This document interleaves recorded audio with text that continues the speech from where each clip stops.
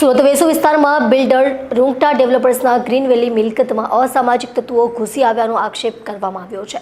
ગત રોજ પણ મોડી રાત્રે એપાર્ટમેન્ટમાં અસામાજિક તત્વો ઘૂસી આવતા પોલીસ બોલાવવી પડી હતી। બનાવના સીસીટીવી પણ સામે આવ્યા છે। હાલ તો પોલીસે મામલાની તપાસ હાથ ધરી છે। વેસુ વિસ્તારમાં આવેલ રૂંગટા ડેવલપર્સની ગ્રીન વેલી સોસાયટીમાં બહારથી આવેલા અસામાજિક તત્વોએ આતંક મચાવ્યો હોવાનું સામે આવ્યું છે।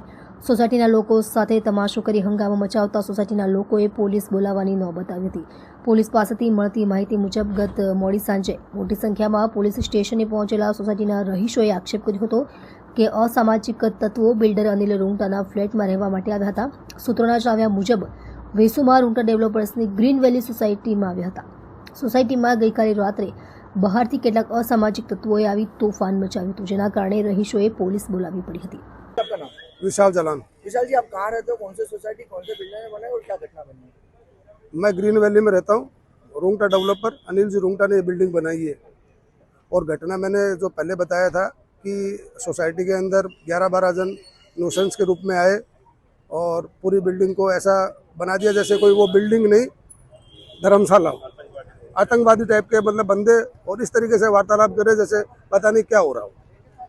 तो क्या आप लोग रात को भी पुलिस स्टेशन रात को हम 11:30 बजे यहाँ पर एप्लीकेशन देके गए थे।